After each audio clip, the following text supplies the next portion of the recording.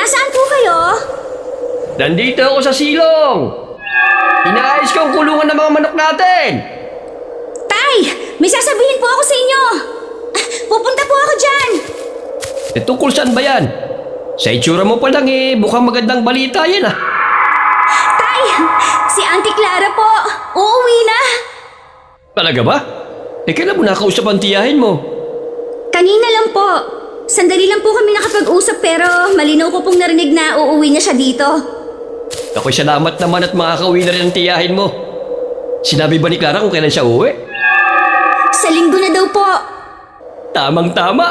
Wala kang pasok noon. Mapaghahanda natin ang pag-uwi niya. Ipagluluto ko siya ng tinolang manok.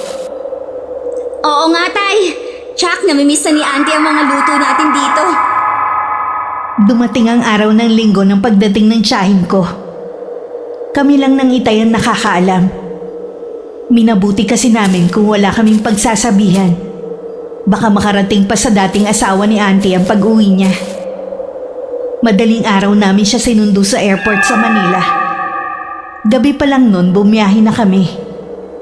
Nanghiram lang si tatay ng L300 kay Ninong Victor na nakatira sa kabilang barangay. Pagdating sa airport, 3 oras din ang hinintay namin bago dumating si Auntie Clara. Malaki ang pagkakangiti nito na makita kami naghihintay sa kanya. Mahigpit ko siyang niyakap. Ganon din ang itay at parang batang hinawakan pa ang ulo niya. Nandun ang sasakyan na nahiram ko. Ako na ang bala sa mabibigit mong bagahe. Salamat sa pagsundo niyo, ha? Mabuti pa bago tayo umuwi kumain na muna tayo. Sige po, Auntie. Gusto ko yan. Ikaw ang bahala. Hindi ka pa papagod? Hindi naman kuya, nakatulog naman ako sa eroplano Nung pauwi na kami, tahimik lang si Auntie Clara habang nakatanaw sa labas ng bintana. Tila malalim ang iniisip niya dahil wala naman siyang tinatanaw sa labas dahil madilim pa ng mga oras na yun. Ako naman dahil wala pang tulog, hindi na napigilan pang makatulog sa pagkakaupo. Nagising lang ako nung nasa bahay na kami. Tinulungan ko na ang itay sa pagbubuhat ng mga gamit ng tiyahin ko. Ay, sa wakas nakauwi na rin ako dito sa bahay. Magpahinga ka na muna. Mamaya magkakatay ako ng manok na Tagalog. Alam ko, paborito mo yun Isa yan sa namimiss ko, kuya. Salamat ka pala sa pagsundo niyo sa akin, ha? Ano ka ba naman? Hindi mo kailangan magpasalamat. Kapatid kita sino ba bang susundo at mag-aasikaso sa'yo? Siyempre kami pamilya mo. Sa dating silid ng mga magulang nila itay matutulog si Auntie Clara. Nilinis ko na yun at tinayos para pagdating nga nito ay makakapagpahinga na siya agad. Akala namin ng itay dahil walang nakakita sa pagdating ng kapatid niya, wala nang nakakaalam. Kaya ganun na lang ang gulat ko nang pumunta ako sa tindahan. Pinag-uusapan kasi nila ang pagdating ni Auntie Clara. Ni isa sa kanila wala akong sinagot. Nagdahilan na lang ako na nagmamadali na ako dahil kailangan na ng itay ang binili ko. Paano kaya nila nalaman? Ang lakas talaga ng randa ng mga kapitbahay natin. Hindi po kaya dahil sa L300 na nakaparada sa tapat ng bahay natin, kaya nagkaroon sila ng ideya? May baka nga. Buti na lang kukunin na rin yan mamayang hapon. Inaalala ko lang po, baka mamaya makarating sa dating asawa ni Auntie Clara na dumating na siya. Ang kapal naman ang mukha niya para pumunta pa rito. Pagkatapos ng mga ginawa nila sa tiyahin mo noon. Kilala niyo naman po ang kapatid niyo. Sobrang bait at mapagbigay. Baka hindi rin niya matiis ang asawa. Basta ako parati nagpapaalala sa kanya. Kung sadyang di siya makikinig sa akin, abay bahala na siya. Matanda na naman siya Walang anak si Auntie sa asawa niya. Mula nang magsama sila nito, puro pambubugbog na ang ginawa ng lalaki sa kanya. Ginagawa din siyang alila ng pamilya na napangasawa niya.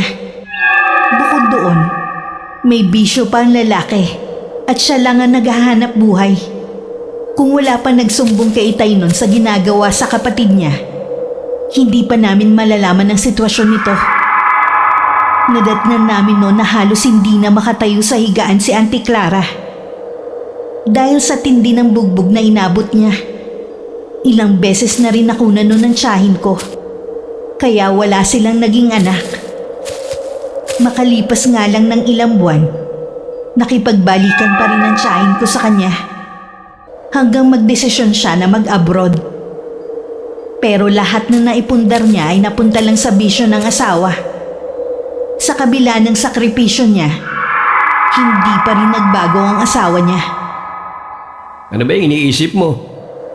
Naalala ko lang po yung hirap na pinagdaanan ni Auntie Clara noon. Nalulungkot din ako dahil ni isa sa mga pinagbuntis niya noon ay hindi nabuhay. Sana may kasama siya ngayon sa pagtanda niya. Nandito naman tayo eh. Hindi natin siya pababayaan. Oo naman po, hindi ko po kayo pababayaan. Di bali nang hindi ako makapag-asawa. Nako, yan ang wag mong gagawin. Pambihira ka. Gusto ko rin naman magkaroon ng apo. Biro lang po yun, Tay. Siyempre po, gusto ko rin magkaroon ng pamilya balang araw. Naiiling na lang ang itay na lumabas muna ng bahay para katayin ng isa sa mga manok na alaga niya. Ako naman sinilip ko ang tiyahin ko sa kwarto nito. Mahimbing pa rin itong natutulog ng mga sandaling yun. Lalabas na sana ako ng bahay na makita kong paparating ang asawa ni Auntie Clara na si Uncle Andres. Agad kong tinawag ang itay na kasalukuyang tinatanggalan ng balahibo ang manok. Sabi ko ako na lang ang magtutuloy sa ginagawa niya. Anong ginagawa mo rito? Bayaw. Nabalitaan ko kasi na dumating na pala si Clara. Kaya ka ba nandito? Gusto ko sana siya makausap eh. Nandiyan ba siya sa loob? Nagpapahinga pa ang kapatid ko. Bumalik ka na lamang sa ibang araw. Bakit kailangan pa sa ibang araw? Ha? Tawagin mo siya para makapag-usap kami. Bastos ka rin, no? Nasa pamamahay kita. Huwag mo akong asta na ugaling kanto mo, ha?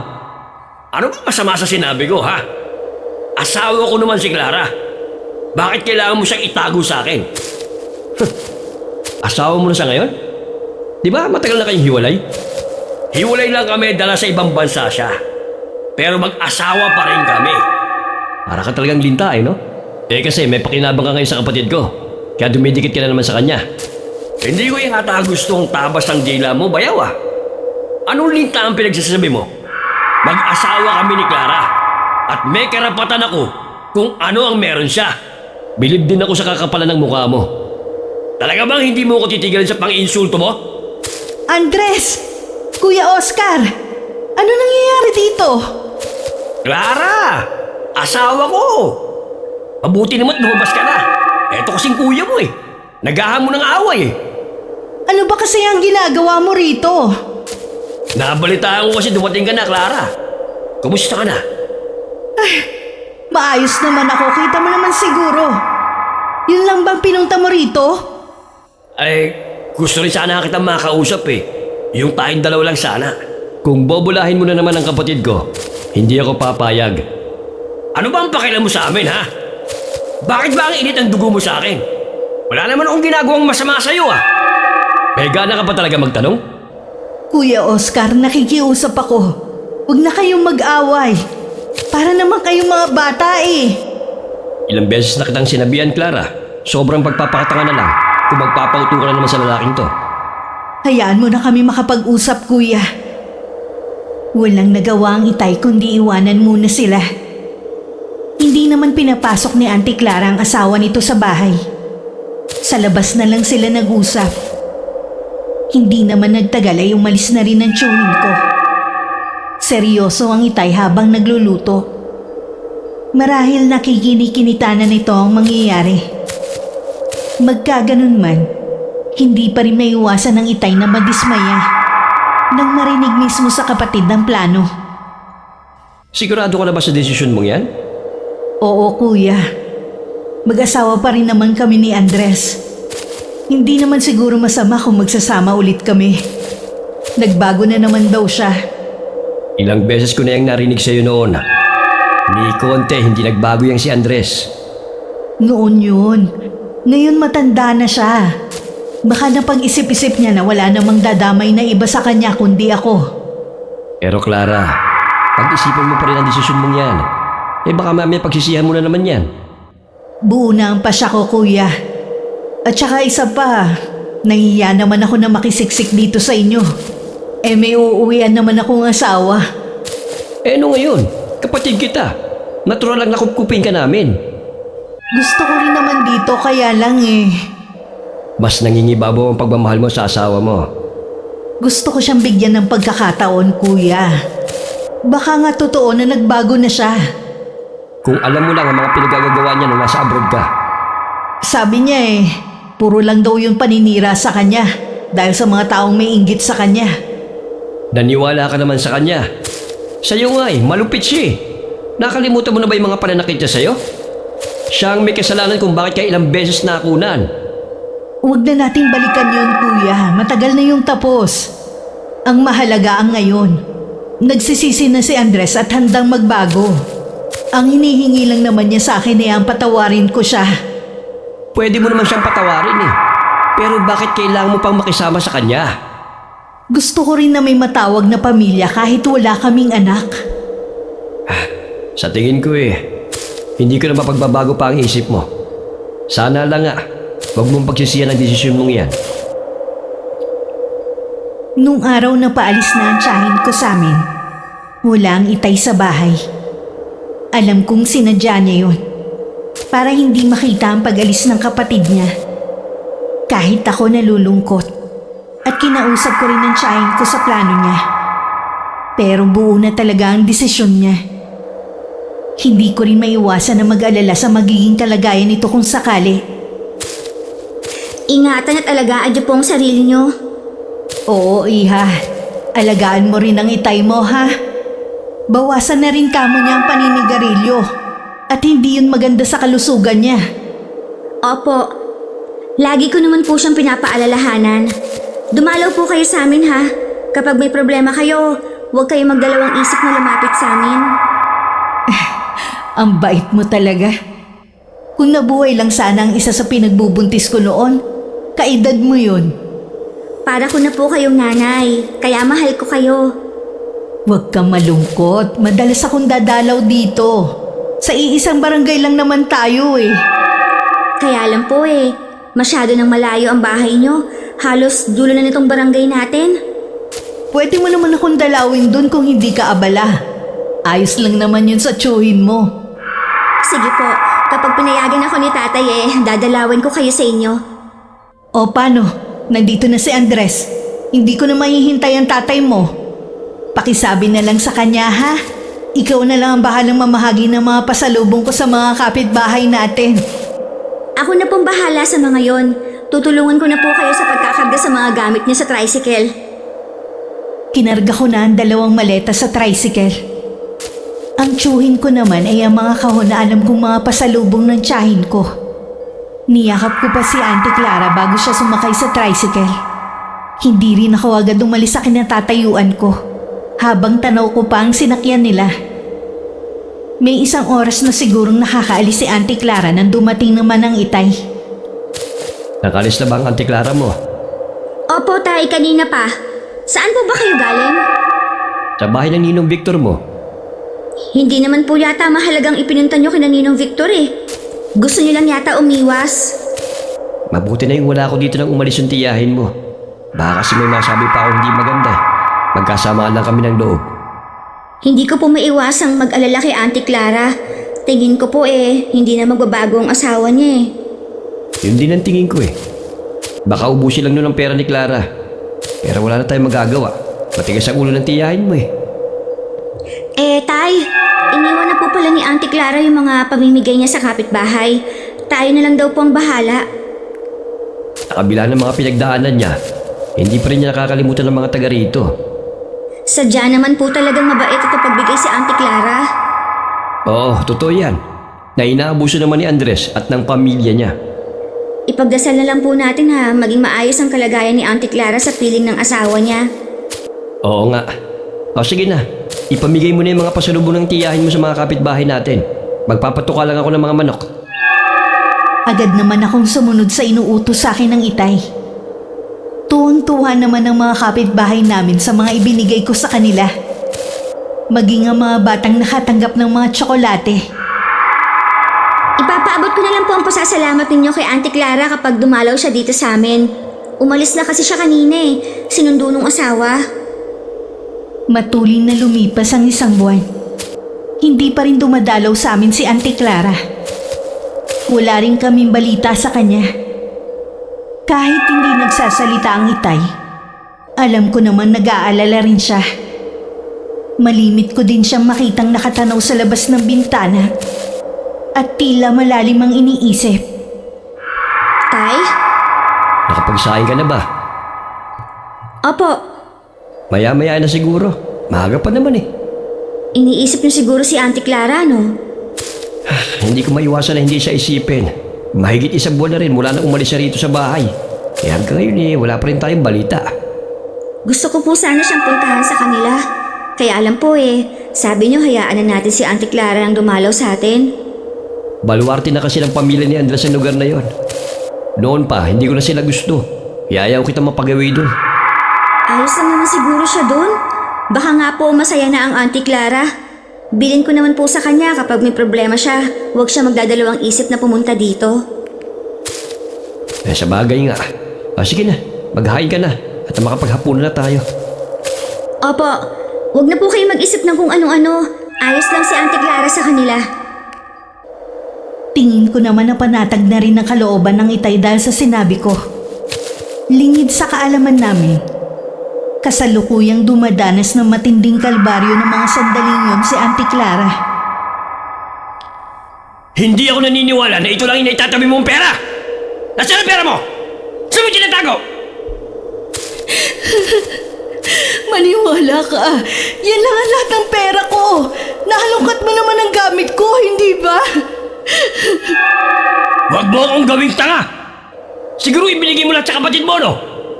Ako ang asawa mo! Iba na ikinabang ng pera mo, ha? Wala akong binibigay kay Kuya Oscar. Maniwala ka sa akin. Sinungaling! Ilang taong ka pabalik-balik sa abroad? Wala kang man lang naipon? Hindi ka naman nagpapadala sa akin, Maniwala ka sa akin. Hindi ako nagsisinungaling. Leche! Bakit ba kasi kinuha-kuha pa kita? Wala naman pala akong mapapakinabangan sa'yo! Akala ko ba mahal mo ako kaya gusto mo magsama ulit tayo? Sabi mo bigyan ko ng pagkakataon na maayos ang pagsasama natin. Hindi pa man nagtatagal, bumalik ka na sa dati. Naniwala ka naman! Sinabi ko lang yun dahil akala ko mapera ka! Wala naman pala akong maihita sa'yo! Tama pa lang, Kuya Oscar. Hindi ka na magbabago kahit kailan. Huwag mo nga babanggitin ang pangalan ng kapatid mo dito sa bahay ko! Lalo mo lang pinakukulo ang dugo ko eh! Sana nakinig na lang ako sa kanya. Dapat talaga nakinig ka sa kanya! Boba ka kasi! Pinairal mo naman yung katangahan mo! Kung kailan ka tumanda, lalong naging mapuro ng kukote mo! Aambaan pa sana si Auntie Clara ng suntok ng asawa niya nang marinig nilang merong tumatawag sa labas ng bahay nila. Iniwanan pa siya ng matalim na titig ng asawa. Napahagulgol na lang ng iyak ang tiyahin ko. Naalala rin niya ang mga sinabi sa kanya ng itay. Noon lang niya napagtanto na tama lahat ng mga sinabi namin sa kanya. Walang araw na hindi binubugbog si Auntie Clara ng asawa. Wala naman siyang mapagsumbungan na taga roon. Maliban kasi sa malalayo ang agwat ng bahay, puro pa kamag-anak ng asawa niya ang nasa paligid. Alam niyang hindi rin siya kakampihan ng mga yun. Ito lang ang ulam natin? Pagkatapos ko mababad ng ilang oras sa initan? Ito lang papaulam mo sa akin? Sardinas? Para ka naman nakakalukod dyan Iyan lang kasi ang ulam sa tindahan eh. Sana gumawa ka ng paraan. Hindi yung iaasa mo lang sa tindahan. Wala na kasi natira dun sa kinita ko sa paglalabandera. Alam mo naman pala na walang natira. Sana gumawa ka ng paraan. Bukas, masarap ang ulam natin. May magpapagamas kasi sa akin. Hindi ko na mahihintay ang bukas. Ngayon ko gustong kumain ng masarap na ulam. Anong gagawin ko? Yan nga lang ang ulam sa tindahan. Wala kang magagawa pero ako meron. Para kahit pa paano, mabawasan ang pagkabugnot ko sa'yo. Halika, sumama ka. Saan mo ko dadalhin? Bitiwan mo ako, Andres. Maawa ka sa akin. na magpumilis pa! Lalo ka lang masasaktan! Bakit tayo nandito sa likod? Anong gagawin mo sa akin? Andres! Ayan! Kumain ka ng putek! Diyan ka nababangis sa lubluban ng kalabaw! Andres! Mama, kasakit! Pakawalan mo ako! Hindi! Sige! Lumamon ka ng burak! Siguro naman magtatanda ka na! Bakit ba ginagawa mo to sa akin? Sa susunod na pagod ako, at yan lang ipapakain mo sa akin, mas matindi pa dyan ang gagawin ko sa'yo! May nakakita naman sa nangyari. Pero lahat ay walang lakas ng loob na mangialam. Lahat kasi sila may takot sa asawa ni Auntie Clara. Kilala kasi itong siga at walang kinatatakutan. Hanggang isang araw, hindi na nakataste na hindi siya puntahan ng itay sa kanila. Naabutan pa siya ng itay na nagsasalansa ng mga panggatong na ibinilad. Kuya, anong ginagawa mo rito? Bakit parang hindi kaya masayang dinalaw kita rito? Nagulat lang ako sa pagsulpot mo. Pasok ka muna. Bakit ikaw ang gumagawa niyan? Nasaan bang asawa mo? Nasa kapihan. Magaan lang namang trabaho to eh. Maupo ka muna dyan. Ipagtitimpla lang kita ng kape. Para yata pumayat ka. Nagkasakit ka ba? Ha? Oo. Natrangkaso ako eh. Usok kasi dito, nahawa yata ako. Kumusta naman ang pagsasama niyo ni Andres? Ayos naman kuya. Tinupad nga ni Andres ang pangako niya na magbabago na. Totoo ba yung sinasabi mo? Oo naman kuya. Bakit naman ako magsisinungaling? Baka lang ka ako pinagtatakpan mo na naman ang asawa mo tulad ng dati. Sa dami ng mga ginawa niya sa akin, hindi ko na para gawin yun. Mabuti naman tagbago na pala siya. Alam mo bang sobrang nag-aalala sa'yo si Mitche? Sabihin mo sa anak mo, nasa mabuti akong lagay. Huwag na ka mo siya mag-alala sa akin. Ano nga pala ang oras ng uwi ng asawa mo? Mamayang hapon pa kuya. O paano? Hindi na rin ako magtatagal. Gusto ko na makita ang lagay mo rito. Dadalan na lang ulit ako sa ibang araw. Sige kuya, minsan ako naman ang dadalaw sa inyo. Mag-iingat ka sa pag-uwi mo ha? May nakakita kay Itay na dumalaw kay Auntie Clara. Agad naman yun nakarating sa asawa nito. Nung hapon na umuwi ito, mainit na naman ang ulo. Kaya napagbuhatan na naman ng kamay ang tiyahin ko. Bakit nagpunta ang kapatid mo rito, ha? Anong sinabi mo sa kanya? Nagsumbong ka, ano? Hindi! Wala akong sinumbong sa kanya! Kaya lang naman siya nagpunta dito para dumalaw. Yun lang ang dahilan. Oras na malaman kung nagsumbong ka sa kanya, papatayin kita at ang kapatid mo. Idadamay ko na rin ang pamangkin mo. Hindi ako magsusumbong. Pangako yan. Huwag mo lang silang idamay pa. Siguraduhin mo lang na hindi ka magsusumbong sa mga ginagawa ko sa'yo. Bago ka pa niya masakluluhan, naibaon na kita sa lupa. At saka ako sila isusunod. O ano pang kinutunga-tunga nga mo dyan? Pagsilbihan mo na ako! Agad naman nang tumalima si Auntie Clara sa takot na masaktan muli. Pinagtimpla niya muna ng kape ito at saka minasahe habang nakaupo. Hindi naman mawala ang kaba sa dibdib ko. Kahit sinabi pa ng Itay na nasa maayos naman na kalagayan ng tiyahin ko. Sa sobrang lalim ng iniisip ko, hindi ko natuloy na malayang dumating ng Itay galing sa kaibigan nito. Kanina pa kita tinatawag, hindi ka sumasagot ah. Akala ko tuloy umalis ka ng bahay. Pasensya na, Tay. Hindi ko po narinig ang pagtawag nyo. Ano ba kasi yung ginagawa mo? Wala naman po, iniisip ko lang kasi si Auntie Clara eh. Di ba sinabi ko naman sa'yo, nasa maayos ang kalagayan. Mukha naman nagsasabi siya ng totoo eh. Ay, ewan ko ba, Tay? Iba talaga ang kutob ko eh. Ang mabuti pa, sa susunod na pagdalaw ko sa kanya, sumama ka. Para ikaw mismo makakita sa kalagayan ng tiyahin mo. Mabuti pa nga po, Tay. Kailan po nating dadalawin si Auntie Clara? Baka sa 1 linggo na. Busy kasi kami ng Ninong Victor mo eh. Ano po bang pinagkakaabalahan yun ni Ninong Victor? Parati na lang po kasi kayong magkasama eh. Naghahanap kasi siya ng lupa dito sa barangay natin. Gagawin niyang manukan at akong gagawin niyang caretaker. Di ba maganda yun? Oo nga po, Tay. Hindi na kayo lalayo para magtrabaho, tsaka hindi ganun kabigat. Yun na nga eh. Kasi sabi ko sa Ninong Victor mo, mula nung ma-mild stroke ako, hirap na ako sa mabibigat na trabaho. Kaya talagang malaking tulong sa atin kung sakali matutuloy ang kanyang manukan. May nakita na po ba kayong lupa? Meron na. Kaya ngayon ang pupuntahan namin para makausap yung may-ari. Dahil sa magandang balitang yun ng Itay, nawala saglit ang pag-aalala ko kay Auntie Clara. Hanggang tuluyan na nga nawaglit sa isipan ko. Naging abala na rin kasi ako sa panaderya. Ito ang negosyong itinayo namin ng kaibigan ko. Hindi alam ng Itay na pera ni Auntie Clara ang ginamit kong pampuhunan doon. Gusto kasi ng tiyahin ko na may mapupuntahan ng pera nito. Para kung sakali man na hindi na siya maaaring magtrabaho sa abroad, ay meron siyang aasahan. Wala akong alam na isa sa ikinagagalit ng asawa ng tiyahin ko ay kung saan napunta ang pera nito. Mabuti pa magpahinga ka na, Andres. Lasing ka na eh. Huwag mo nga akong pinakikialaman. Hipokrita ka rin no? Akala mo kung sino kang mabait? Kung kanino mo naman inahabilan yung pera mo? Andres, hindi ba sinabi ko naman sa'yo na ubos na sa'yo at sa pamilya mo ang lahat ng perang dala ko? Wala na talaga akong perang tinatago. Sinungaling!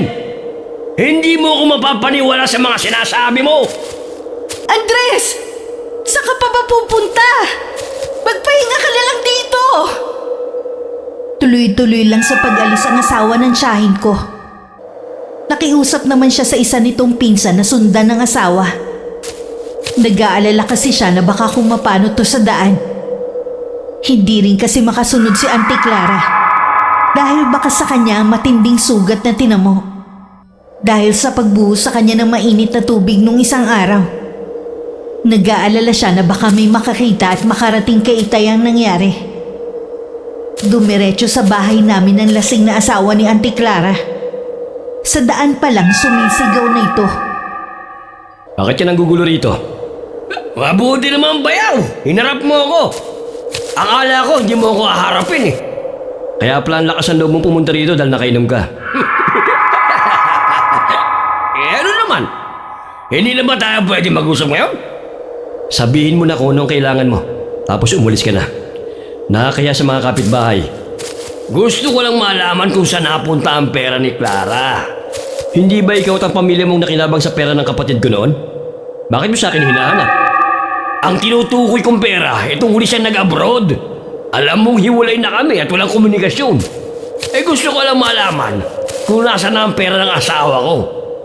Hindi ko alam ang sinasabi mo. Huwag ka na nga magmaang-maangan pa, bayaw. Kilala ko si Clara. Masinop yun sa pera.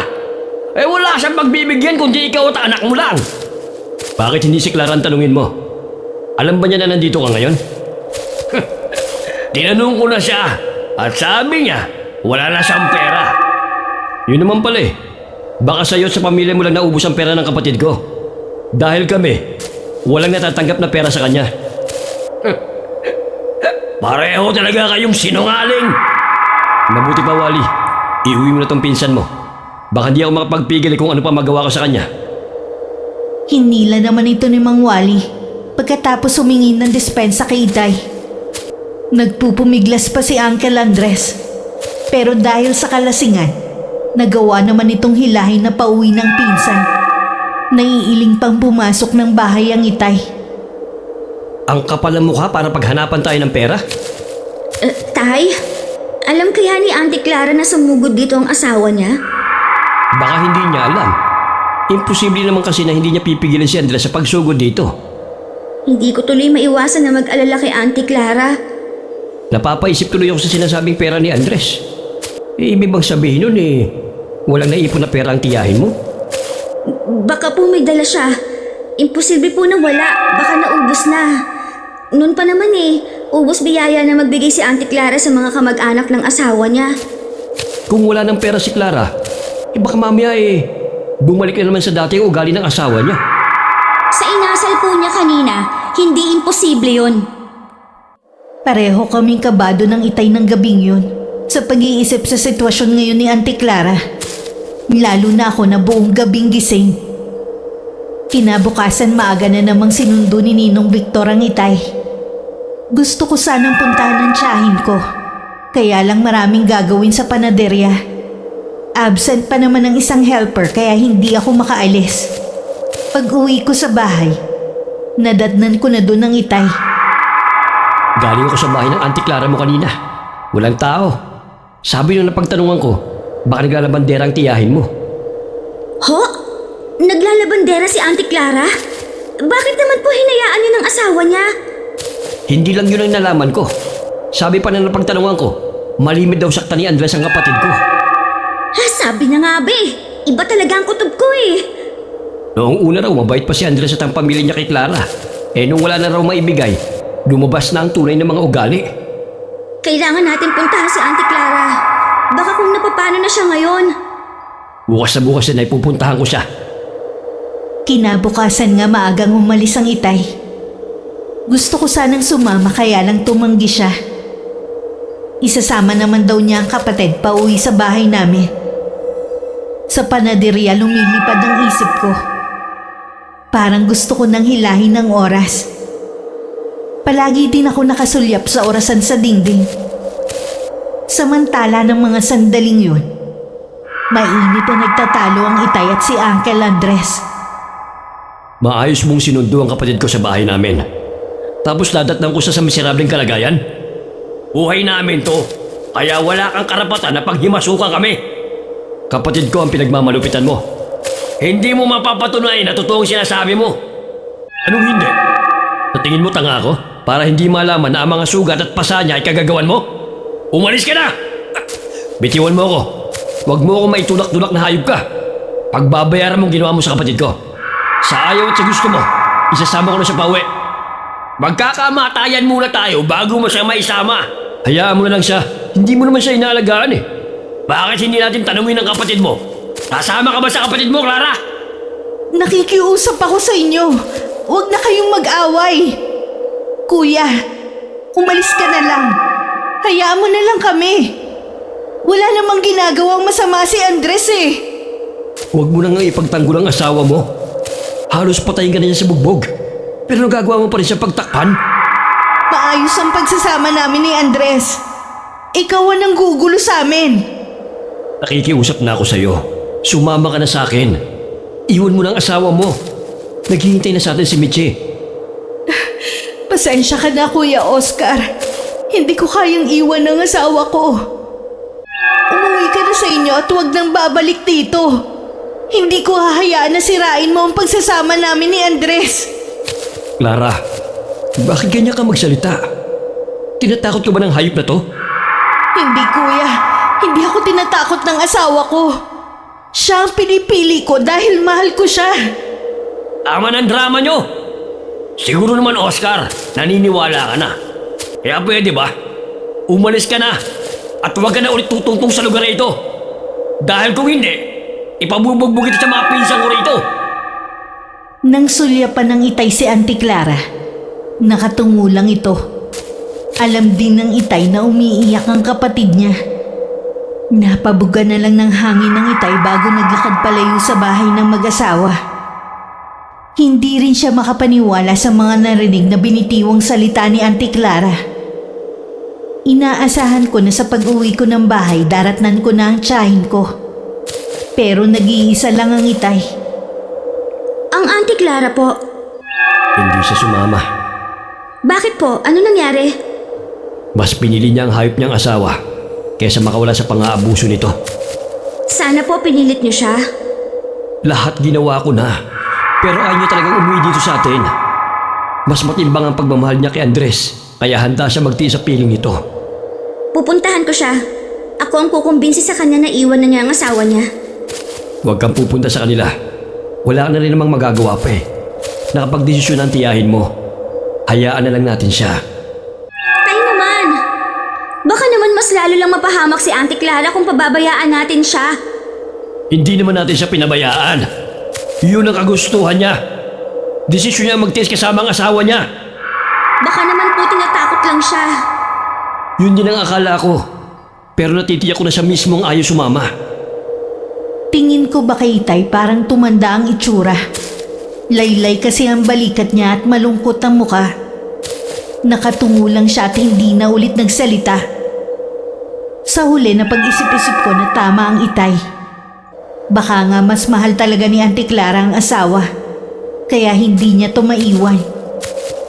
Naitanim ko tuloy sa isip ko na kahit kailan hindi ko tutularan ng tiyahin ko pagdating sa pag-ibig. Ayoko maging martir katulad niya. Pinagtuunan ko na lang ng atensyon ng panaderya. At ang Itay naman ang manukan na ipapatayo ni Ninong Victor. Wala kaming kamalay-malay habang abala kami. Si Auntie Clara ay patuloy na naghihirap sa piling ng asawa nito. Maawa ka sa akin, Andres. Bigyan mo naman ako kahit konting pagkain lang. Gutom na kasi ako eh. Wala na akong lakas para magtrabaho.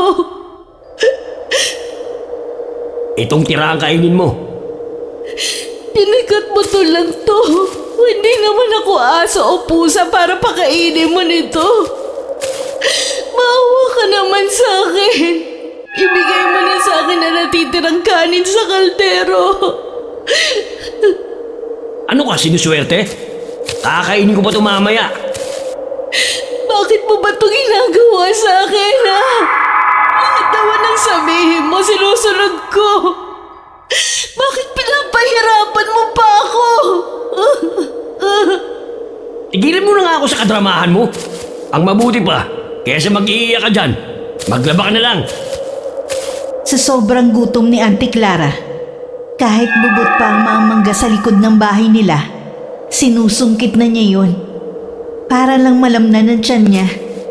Hindi na rin kasi siya makahingi sa mga kapitbahay. Dahil pinagbawalan sila ng asawa. Hanggang nasanay na lang ang tiyahin ko na tubig lang ang laman ng sikmura. Sinasaktan pa rin siya ng asawa. Lalo na kapag umuuwing lasing. Tama na! Maawa ka na sa akin! Hanggang ngayon, malas ka pa rin sa buhay ko. Akala ko pa naman, siswertein na ako kapag nakapagbalikan ako sa'yo. Ayun pala, mas dobling kamalasan ang mararanasan ko. Kaya tama lang sa'yo mamatay. Dahil sa matinding pambubugbog na inabot ni Auntie Clara, bigla na lang siyang nabuwal at nawalan ng malay. Natigilan naman ang asawa nito at nahinto sa ere ang hawak nitong sinturon. Tila nawala rin ng kalasingan. Clara? Gumising ka, Clara! Napatay ko yata siya. Pero, huminga pa naman siya. Clara! Clara, gumising ka! Huwag mo naman akong takutin! Sa matinding takot ni Uncle Andres, basta na lang niyang iniwan ang tiyahin ko at saka kumaripas ng takbo palayo ng bahay. Ang isang taga ron naman na hindi niya kamag-anak ang biglang kinutuban na baka may nangyari sa bahay ng mga to. Kaya dali-dali niyang tinawag ang asawa at pinuntahan nila ang bahay. Nadatnan nga nilang walang malay ang tiyahin ko. Habang ginagamot ng babae si Auntie Clara, ang asawa naman ito ang pumunta sa bahay namin para ipaalam ang nangyari. Papunta pa lang kami ng Itay, hindi ko na mapigilan na mapaiyak. Lalong lumakas ang pagpalahaw ko na makita ko ang kalagayan ng tiyahin ko. Auntie Clara! Diyos ko! Bakit ginawa sa'yo ng uncle yan? Gumising na po kayo! Dadalhin ka namin sa ospital! Sabi na mag-asawang gumamot sa tiyahin mo. Kahit hindi na raw natin siya dalhin sa ospital. Hindi maaari, Tay. Tingnan mo nga ang itsura ni Auntie Clara. Naiintindihan kita na sobra ka nag-aalala. Ganun din naman ako. Hintayin na lang natin magkamalay si Clara. Tsaka natin siya iuwi sa bahay. Hindi ba pwedeng ngayon na natin siya iuwi? Mas maigi pa rin kung gising na siya. Gusto ko rin malaman kung ano nangyari. Halata naman po siguro sa itsura niya ang nangyari sa kanya. Napabuntong hininga na lamang ang itay at minabuting hindi na makipagtalo sa akin. Iyak pa rin ako ng iyak sa tabi ni Auntie Clara. Napakuyom ang kamay ko sa unting-unting pag-ahon ng galit sa dibdib ko. Hindi nagtagal nagkamalay na rin ang tiyahin ko. Nagulat pa siya na magisnan niya kami ni tatay na nasa tabi niya. Buti po, nagising na kayo. Kumusta po ang pakiramdam niyo? Ayos naman. Anong ginagawa niyo rito? May nagmagandang loob po na kapitbahay niyo na puntahan kami. Ganun ba? Si Andres. Huwag mo nang hanapin ang taong yon. Mabuti nga wala siya rito nung dumating kami. Baka kung anong nagawa ko sa kanya. Kuya, pangako ka na wala kang gagawin laban sa kanya. Nagagawa mo pa talagang ipagtanggol ang asawa mo? Pagkatapos ng mga ginawa niya sa'yo? Hindi ka na ba talaga magigising sa pagkahumali mo sa kanya? Hindi mo kasi ako naiintindihan eh. Ang hirap mo talagang intindihin dahil bulag ka sa pagmamahal sa asawa mo. Hindi ako sasama sa inyo. Mabuti pang umalis na kayo. Kita mo yung katigasan ng ulo mo. Ano? Hihintayin mo na patayin ka na lang ng asawa mo rito? Ginagawa ko to para sa inyo, hindi para sa sarili ko. Ayoko lang na pati kayo madamay sa galit ni Andres. Anong ibig mo sabihin? Pinagbandaan niya ako na kapag ipinaalam ko o sumama ako sa inyo, pati kayo papatayin niya. Hindi bali nang ako na lang ang maghirap. Huwag lang kayo. Total wala naman akong pamilya. Kami ang pamilya mo, Clara. Salamat. Dahil gusto mo kami protektahan laban sa asawa mo. Pero kaya na namin ang mga sarili namin. Kaya sa ayaw at sa gusto mo, isasama ka na namin paalis sa bahay na ito. Tama ang itay, Auntie Clara. Huwag ka magtiis dito. Hindi ka namin pababayaan ng itay. Naroon pa rin ang pagtutol kay Auntie Clara. Pero buo na ang pasya ng itay na isama siya pabalik sa bahay namin. Kung kinakailangan kalad ka rin pa siya nito. Kahit nang makauwi na kami, balisa pa rin ang tiyahin ko. Hindi rin siya gaanong makakain. Pinatingnan na rin namin siya sa doktor dahil sa mga sugat na natamo niya. Malaki rin ang ibinagsak ng katawan niya dahil sa kakulangan ng pagkain. Tuwing naaalala ko ang nangyari, hindi ko maiwasang mamuhi sa asawa nito at sa lahat ng lalaki. Hindi naman lahat ng lalaki katulad ni Andres. Kayo na rin po ang may sabi noon na nung naliligaw pa lang si Uncle Andres, mabait siya. Lumabas lang ang tunay niyang kulay nung nagsasama sila ni Auntie Clara. Kaya nga kailangan mong piliin ang taong gusto mong makasama habang buhay. Huwag puro puso ang pairalin mo para hindi ka matulad sa Auntie Clara mo. Tay, ano po ang plano niyo ngayon? Pinablatter ko na si Andres. Hindi na siguro siya magtatangkang lumapit pa sa tiyahin mo. Kahit na anong mangyari, hindi ko nahahayaan na saktan niya muli ang kapatid ko.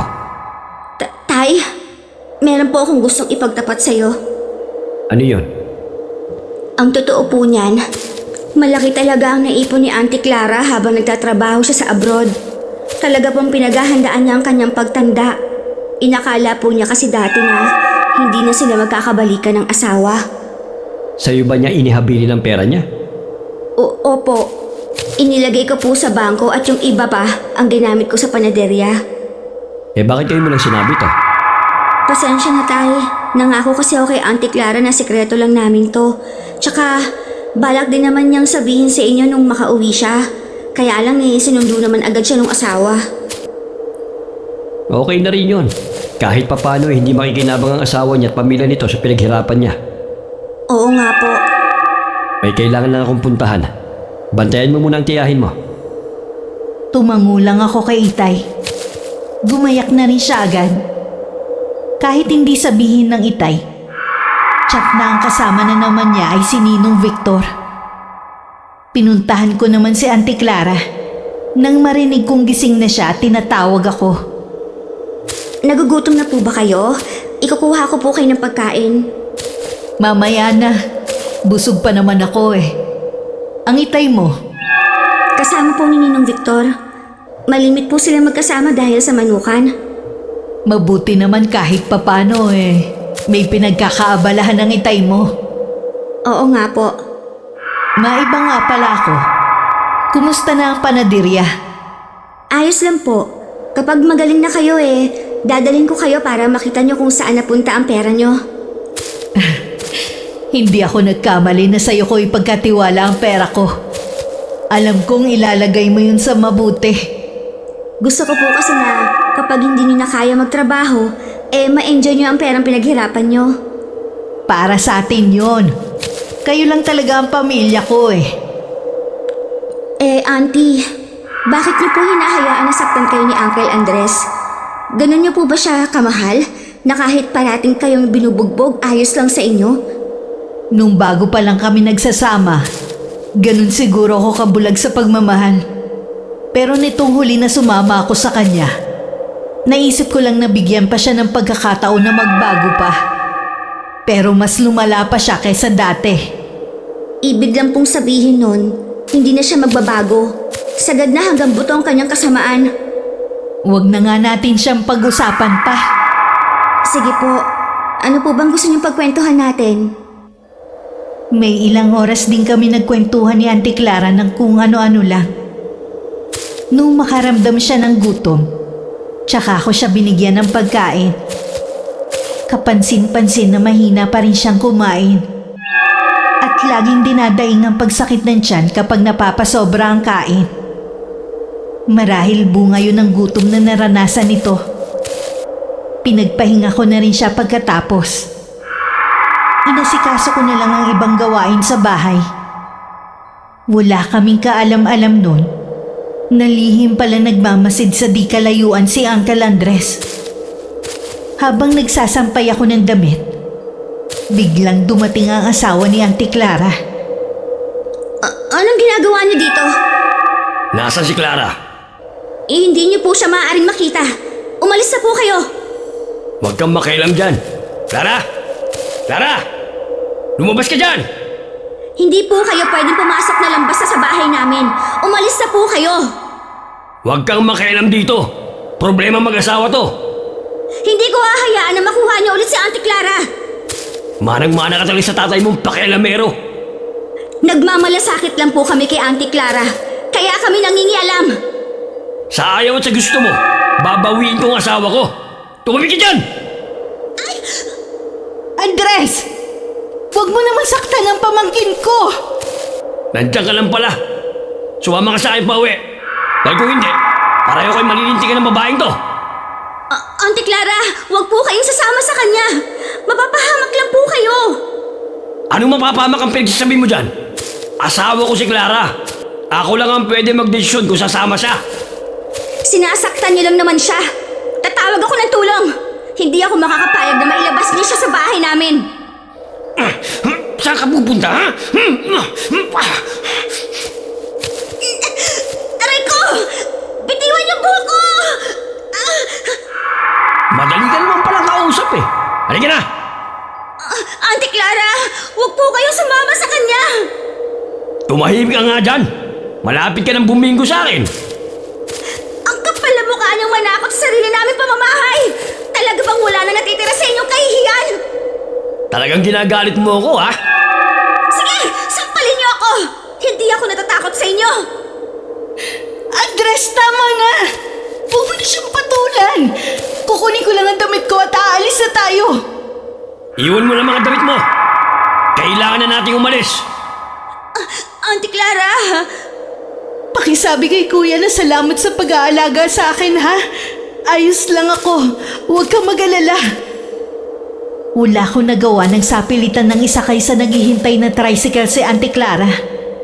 Dahil na rin sa pakiusap niya, kaya hinayaan ko na lang dinatangayin siya ng asawa. Galit na galit ang itay nang malaman na galing dun si Uncle Andres at sinama nito ang kapatid niya. Pinuntahan agad ni itay ang tiyahin ko sa bahay nila. Pero wala siyang nadatnan doon. Mukhang sa iba sila umuwi. saan kaya niya dinala si Auntie Clara? Kasalanan ko to eh. Sana nakipagmatigasan na lang ako. Kung ginawa mo yan, malamang sinaktan ka ng hayop na yon. Hindi siya magdadalawang isip na gawin yon. Saan natin sila hahanapin? Humingi na ako ng tulong sa barangay. Hinahanap na nila ang tiyahin mo. Maghahanap din ako. Huwag po kayo masyadong magpakapagod. Alam niyo na masama na sa kalusugan niyo yun eh. Huwag ka mag-alala sa akin. Malakas pa ako sa kadabaw. Basta po, mag-iingat kayo sa lakad niyo. 1 linggo na rin kami naghahanap kay Auntie Clara. Pero bigo kaming mahanap siya. Tinanong na rin namin ang mga kamag-anak ni Uncle Andres. Pero tikom ang bibig nila kung nasa na mag-asawa. Hindi po kaya wala na sila sa barangay natin? May hinala akong nandito lang siya. Wala namang ibang kamag-anak na si Andres eh. Ano ba kasi ang gusto niya kay Auntie Clara? Wala naman siyang pakinabang dito eh. Inausap ko na yung kapatid ni Andres. Meron akong pinasabi. Tiyak na hindi yung tatanggihan ng kapatid niya. Ano po ang sinabi niyo? Kapalit ng tiyahin mo, ibibigay natin ang perang hinihingi ni Andres. Ho? Tay naman! Pinaghirapan niyo ni Auntie Clara! Kita niyo nga, kahit patay na siya sa bugbog eh, hindi siya umamin sa asawa niya kung nasaan ang ipon niya. Mas mahalaga ang tiyahin mo kaysa sa pera na yan. Para matahimik na rin tayong lahat. Paano po kayo nakatitiyak na kapag binigay natin ang gusto ni Uncle Andres, ay patatahimikin na niya tayo? Pag hindi pa rin siya tumigil, matinding kaparusahan ang igagawad ko sa kanya. Mas matindi pa sa ginawa niya kay Clara. Bigla kong nakaramdam ng matinding kaba sa narinig kay Itay. May sumagi ding alaala ng nakaraan sa isip ko. Isang nakakakilabot na alaala na gusto ko na sanang ibaon sa limot. Nang sumunod na gabi, bisita ng Itay ang kapatid ni Uncle Andres. Sa labas sila ng bahay nag-uusap, kaya hindi ko marinig ang kanilang pinag-uusapan. Pero may palagay ako tungkol yun kay Auntie Clara. Nang makaalis ang bisita, tsaka ako inusisa ang Itay. Mabuti naman po at nakipagtulungan din sa inyong kapatid ni Uncle Andres. Hindi rin naman niya gustong ginagawa ng kapatid niya eh. Pero takot silang lahat kay Andres. Eh maliban kasi sa panganay si Andres, tingin daw nila dito ay gumagamit ng pinagbabawal na gamot. Kaya parang wala na sa tamang pag-iisip.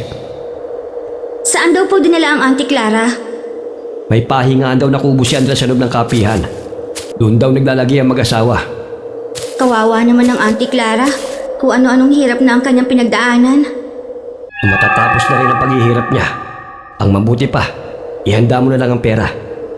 Opo, Tay. Nang araw ding yun, pinuntahan ng Itay ang kubo na sinasabi ng kapatid ni Uncle Andres.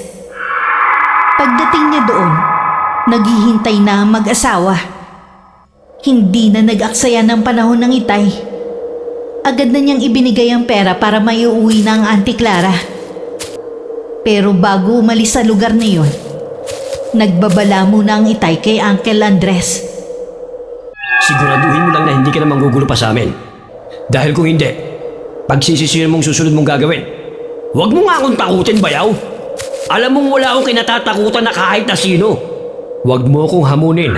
Baka balang araw, kainin mo rin yung mga sinabi mo. Ang dami mo pang satsat. Umalis na nga kayo. Halika na, kuya. Umalis na tayo dito. Gusto ko nang makauwi sa atin. Oo, Clara. Uuwi na tayo. Dahil sa labis na panghihina, binuhat na lang ng Itay ang kapatid niya.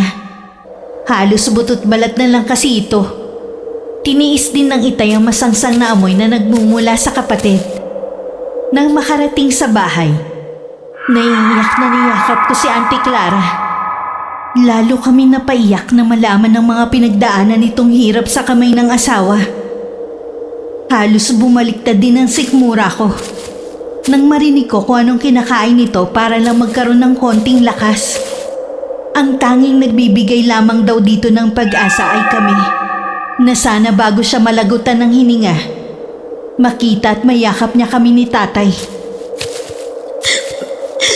Aalagaan ko po kayo. Kailangan niyo pong mabawi ang nawalang lakas ninyo. Pangako po. Hindi na po kami papayag ng Itay na makuha ka pa ni Uncle Andres. Ayoko nang bumalik doon. Ayoko na talaga. hindi na po kayo babalik doon. Sa ngayon po, kailangan ko po muna kayong malinisan tapos kakain po kayo ha. Oo, bigyan mo ko ng maraming pagkain ha. Opo, Napansin namin ang kakaibang ikinikilos ni Auntie Clara. Minsan matino naman siyang kausap. Minsan naman ang dami niyang nakakalimutan. 50 anyos pa lang siya, pero nag-uulyanin na siya.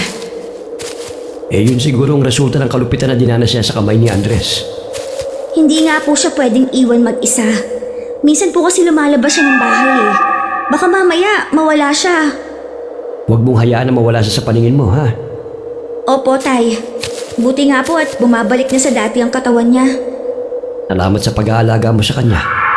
Para ko na pong nanay si Auntie Clara. Hindi po ako magsasawa na alagaan siya. Mamaya ay mag-iihaw ako ng hito.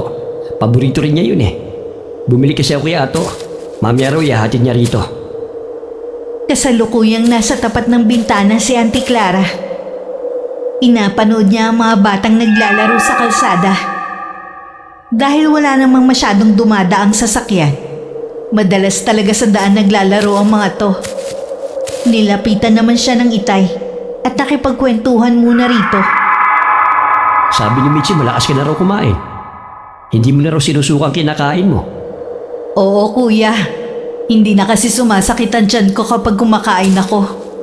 Mabuti naman. Eh magsabi ka na kung ano pang gusto mong kainin, ha? Ipagluluto ka ni Michi. O di kaya ako. Wala ko request ng pagkain. Hindi naman ako maselan eh. Kung ano lang nandyan, ayos na sa akin yun. Oo nga pala. Tumawag ang isa nating kapatid na si Ping. Kinukumusta ka. Eh hindi ko na sinabi sa kanyang nangyari sa'yo. Ayoko kasi mag-alala pa siya. Tama lang ang ginawa mo, kuya. Kasalanan ko naman ang nangyari sa akin. Ayoko naman damay pa. Wala kang kasalanan. Nagmahal ka lang ng maling tao.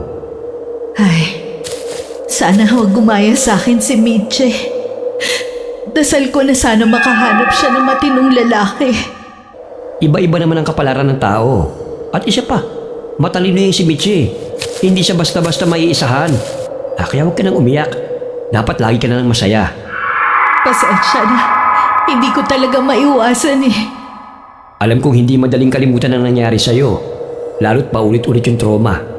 Pero gusto namin, sa kabila ng pinagdaanan mo, maranasan mo pa rin ang tunay na kaligayahan na nararapat para sa'yo. Napakagulgul na si Auntie Clara. Niyakap naman siya ng itay habang patuloy sa pag-iyak. Hinagod-hagod pa niya ang likod ng kapatid. Para hindi mainip sa bahay, isinama ko si Auntie Clara sa panaderya namin. Aliw naman siya sa panadero namin na si Mang Tan sa paggawa nito ng iba't ibang tinapay. Ipinakita ko rin sa kanya ang pagmamasa ko sa ginagawang tinapay. Malayo ang mararating ng panaderya mo. Sa inyo po ito, Auntie, hindi sa akin. Sa akin to? Paano nangyari yun? Nakalimutan niyo na po ba? Pera niyo ang ginamit kong puhunan, kaya po sa inyo ito. Ganun ba? Hindi ko na kasi maalala eh. Pasensya ka na ha. Ang dami ko na talagang nakakalimutan. Okay lang po yon. Maalala niyo rin naman po yun. Kahit nakakapagod ng maghapon, kitang-kita naman kay Auntie Clara na nag-enjoy siya. Gusto nga daw niya maging tindera na inayunan ko naman. Para hindi siya laging nagmumukmok. Nung pag-uwi namin, dumaan lang ako sa bilihan ng lechon manok para bumili. Yun kasi ang gustong ulamin ni Auntie Clara. Habang naglalakad pa uwi, hindi namin inaasahan na makakasalubong namin si Uncle Andres. Otomatiko kong hinila sa likuran ko ang tiyahin ko. Ramdam ko rin ang panginginig ng kanyang katawan dahil sa takot. Ano ang kailangan niyo? Kukumustahin ko na sana si Clara. Maayos na po ang kalagayan niya ngayon mula nang napunta siya sa pangangalaga namin. Kita ko nga, nagkakalaman na ulit siya eh. Nakita niyo na po siya. Pwede bang paraanin niyo na kami? Teka lang muna, kakausapin ko muna si Clara. Ayoko! Umuwi na tayo, Miche! Narinig niyo naman po. Ayaw niya makipag-usap sa inyo. Clara, kausapin mo naman ako. Wala naman akong gagawing masama sa'yo eh. Ayoko sabing makipag-usap sa'yo! Bakit ka sumisigaw? Makulit po kasi kayo eh. Sinabi ng ayaw na makipag-usap sa inyo. Bakit ba nasa likod ka ng pamangkin mo? Nakakatakot ba talaga ang itsura ko, ha? Hindi po sa itsura, kundi sa ugali. Subukan niyo lang pong gumawa ng masama sa amin. Sisigaw ako para makakuha ng atensyon ng mga tao sa paligid. Alam ng mga tao rito ang ginawa mo sa tiyahin ko. Huwag na kayo magtaka kung basta na lang kayong kuyugin ng mga taga rito. Kitang-kita ko pa ang pagkuyom ng mga kamao nito at matalim na titig. Hinawakan ko na sa kamay ang tiyahin ko at mabilis na kami naglakad palayo. Pagdating sa bahay, noon ko lang naramdaman ang panginginig ng tuhod ko. Ang tapang mo pala, Miche. Hindi ka man lang natakot kay Andres. Hindi katulad ko na namuhay na takot sa kanya. Kailangan ko pong maging matapang para may pagtanggol ko kayo sa kanya. Huwag niyo pong hayaan na laging manaigang takot niyo sa kanya. Para po hindi na niya kayo maabuso sa susunod. Oo, Iha. Magiging katulad mo na akong matapang. Sinabi ko naman kay Itay ang nangyari. Gaya ng inaasahan ko, umuusok ang ilong nito sa galit. May usapan na kasi sila pagkatapos ibigay ang pera. Hindi na ito muling manggugulo sa amin. Baka po ubos na ang perang ibinigay niyo. Yun ang dahilan kung bakit nanggulo na naman siya sa atin. Tsak na hindi na naman niya tayo titigilan. Ako nang bahala kay Andres. Huwag mo nang lulubuhay ng tingin ng tiyahin mo. Lalo na kapag nasa labas kayo. Anong balak niyong gawin, Tay? Yung dapat na noong ko pa ginawa. Tay? Huwag niyong sabihin na... Tama ka nang iniisip. Dapat talaga, noong ko pa ito ginawa. Isinaalang-alang ko lang kasi magiging damdamin ng tiyahin mo. At ang pangako ko sa nanay mo, bago siya malagutan ng hininga noon. Itay, alam niyo naman na may karma ang gagawin niyo. Tingnan yung nangyari kay nanay. Nakatagpo siya ng katapat niya at ibinalik sa kanyang ginawa niyang pambabarang. Tay, ayoko pong mangyari din yun sa inyo. Huwag mong pangunahan na mangyayari. Hindi ko dadanasin ang katulad sa nangyari sa nanay mo noon. Sa masamang tao ko lamang to gagamitin. Kahit anong pakiusap ko kay Itay, naging bingi na siya dahil sa matinding galit na nararamdaman niya. Lalo na nang lumala ang kalagayan ni Auntie Clara. Ayaw na kasi nito maglalabas ng bahay at laging balisa. Pumunta naman si Uncle Andres sa bahay namin at hinahanap ang tiyahin ko. Nagkataon na naroon din ang Itay. Akala ko susugurin siya ni Itay. Pero kalmado lang siyang hinarap nito. Hindi pa may usapan tayo? Bakit nandito ka na naman? Gusto ko kasing makausap si Clara, ang asawa ko. Hindi mo siya maaaring makausap. Tumupad ka sa usapan. Usapan? Wala akong naalala na may usapan tayo. Ang alam ko lang, asawa ko nakatira sa bahay na ito. Kaya ilabas mo siya. Ang asawa minamahal at inaalagaan. Hindi sinasaktan at ginugutom. Hindi mo itinuring na asawa ang kapatid ko. Ilabas mo na si Clara. Tsak naman nasasama siya sa akin eh. Nasa may bintana ako at kitang-kita ko nang biglang nanigas at hindi makagalaw si Uncle Andres. Nanlaki pa ang mga mata nito nang lumapit ang Itay at may binulong rito. Kumuha din ng ilang perasong buhok ang Itay at saka pumasok na sa loob ng bahay namin. Inutusan na niya ako na isara lahat ng bintana at pinto. Yun ang huling beses na nakita ko si Uncle Andres. Tuwing gabi nagigising ako na tila merong nagsasalita sa kailaliman ng gabi. Bumangon ako para alamin kung ano yun. Nagmumula yun sa kwarto ng Itay. Alam kong sinisimulan na niya ang isang ritual. Tay, nagigising po ako tuwing hating gabi. Naririnig ko po ang ginagawa niya sa kwarto. Pasensya ka na anak kung naaabala kong pagtulog mo. Huwag mo na lang pansinin kung ano man ang ginagawa ko. Huwag po kayo masyado magpupuyat. Alam niyo naman na hindi na mabuti yan sa kalusugan niyo. Salamat sa paalala. Huwag ka mag-alala. Huli na yung gagawin ko mamayang gabi. Maayos na naman ang kalagayan ni Auntie Clara. Kaya isinama ko na siya sa panaderya.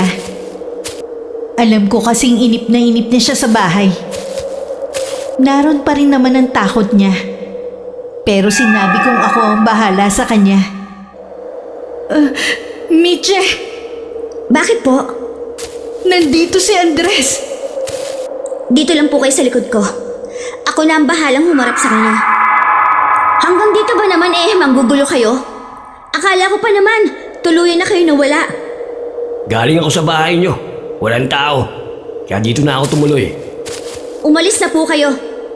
Kung ayaw niyong ipadampot ko kayo sa mga tanod na nagpapatrolya. Hindi ako nandito para manggulo. Kailangan ko lang si Clara. Ano? Kailangan niyo ang tsahin ko? Anong gagawin niyo? Sasaktan niyo na naman siya? Pwede ba, Iha? Hayaan mo muna kami mag-usap na mag-asawa. Iba po yata ang tono ng pananalita ninyo. Mukhang mabait kayo ngayon Pero hindi po pwede. Hindi niyo maaaring kausapin si Auntie Clara. Nakikiusap ako. Sinabi na nga. Sige na, Miche. Kakausapin ko na siya. Pero Auntie, baka mamaya kung anong gawin niya sa inyo. Dito lang naman kami mag-uusap Alam ko namang nandyan lang kayo. Hindi niyo ko pababayaan. Ay, sige na nga po. Pero bilisan niyo lang po ang pakikipag-usap niyo. Tumangulang si Auntie Clara. Habang nag-aayos ako ng mga tinapay, hindi ko inaalis sa kanila ang paningin ko. Noon ko lang napansin na biglang bumagsak ang katawan ni Uncle Andres. Nangangalumata din ito. Tanda ng hindi pagkakatulog sa gabi. Nakasuot din ito ng mahabang manggas kahit napakainit ng panahon. Hindi ko alam kung bakit bigla na lang nalungkot si Uncle Andres. At bigla rin bumagsak ang balikat nito. Nang makaalis siya, tsaka ko naman kinausap si Auntie Clara. Ano daw po ang kailangan niya sa inyo? Humihingi siya ng kapatawaran sa mga nagawa niya. Gusto niyang umuwi na ako sa kanya. Pagkatapos ng mga ginawa niya sa inyo, gusto na naman niya bumalik kayo sa kanya? Hindi ko alam kung saan siya kumukuha ng tapang na sabihin yon. Meron pa siyang sinabi. Hindi ko alam kung paniniwalaan ko. Ano pa po bang sinabi niya? May palagay daw siyang may kumukulam sa kanya. Sino naman po kayang gagawa nun? Tsaka, totoo po ba ang kulam? Mahirap ang magbintang lalo't marami siyang nakakaaway. Sa totoo lang hindi ako naniniwala sa kulam o barang. Ako din po, hindi naniniwala sa kulam. Tsaka, walang ganyan dito sa lugar natin. Wala nga tayong manggagamot mangkukulam pa kaya. Yun ang sinabi ko sa kanya. Pinayuhan ko rin siya na itigil na ang bisyo niya. Baka kako yun ang dahilan kung bakit siya nagkakasakit. Hindi yung kulam na sinasabi niya. May sakit po pala siya. Kaya siya nangangayayat ng husto. Naaawa man ako sa kanya. Pero mas nangingibabaw ang takot sa puso ko. Sabi ko ipagdarasal ko na lang siya para sa agaran niyang paggaling. Magbalik loob na rin siya dapat bago mahuli ang lahat. Wala talagang alam si Auntie Clara na may alam sa karunungang itim ang itay. Ang inay ko kasi ang may lahing mambabarang. Pero sa kabila ng totoong pagkatao ng inay, minahal siya ng itay at tinanggap ng buo. Ang inay din na nagturo kay itay nun kung paano gumamit ng itim na kapangyarihan. Yun nga lang, ang huling binarang ng inay ay nakahanap ng magaling na albularyo. Kaya ibinalik sa kanya ang sumpang ginawa niya. Yun ang ikinamatay ng inay nun. Kasabay ng pagtalikod nun ng itay sa itim na kapangyarihan. Itay, nakita ko po si Uncle Andres. Mukha po siyang may sakit. Nagagawa pa niya talagang gumala sa kabila ng nararamdaman niya. Tay, tama na po ang ginagawa niyong pagpapahirap sa kanya. Tapos ko lang isagawa ang ritual. Maghihintay na lang ako sa mangyayari sa kanya. Mamamatay po ba si Uncle Andres? Oo. Ilang araw na lamang itatagal niya sa mundong ito. Kuya, tama bang narinig ko? Isa kang... Diyos ko, si Andres. Clara, hayaan mo ko magpaliwanag. Huwag kang lumalapit sa akin? Paano nangyari na isa kang mangkukulam? Wala naman sa lahi natin yan ah. Dahil kay Helen. Sa asawa mo? Siya ang nagturo sa'yo kung paano mangulam ng tao? Ginawa ko yun kay Andres para maipagiganti ang kapihan mo. Pero kuya, masama ang gumante. Kahit paulit-ulit akong sinaktan ni Andres, hindi sumagi sa isip ko ang gumanti sa kanya. Ikaw yun. Dahil masyado kang mabait.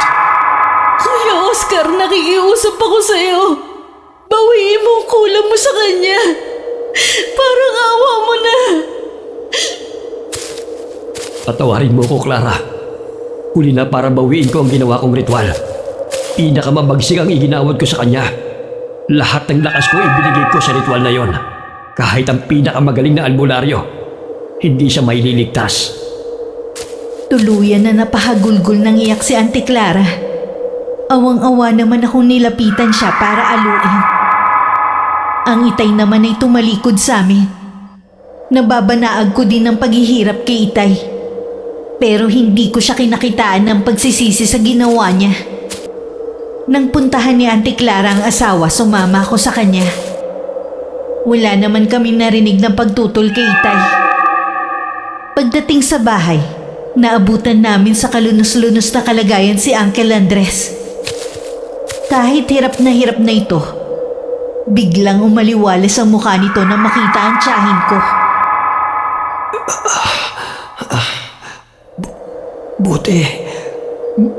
Buti naman, dinalaw mo ako. Nararamdaman ko na hindi na ako magtatagal. Salamat at ikaw ang huli kong masisilayan. Patawarin mo ko kung hindi ako agad naniwala sa'yo. Ako ang dapat humingi sa'yo ng kapatawaran.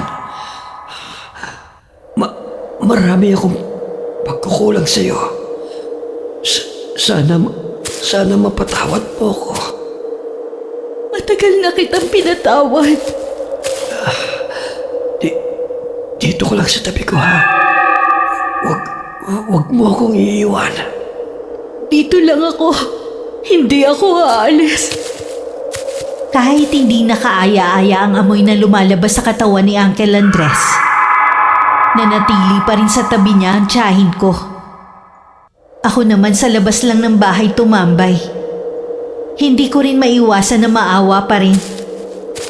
Kahit pala gaano kasama ang isang tao, kapag nasa miserable na itong kalagayan, hindi pa rin maiwasan na mas mangibabaw ang awa.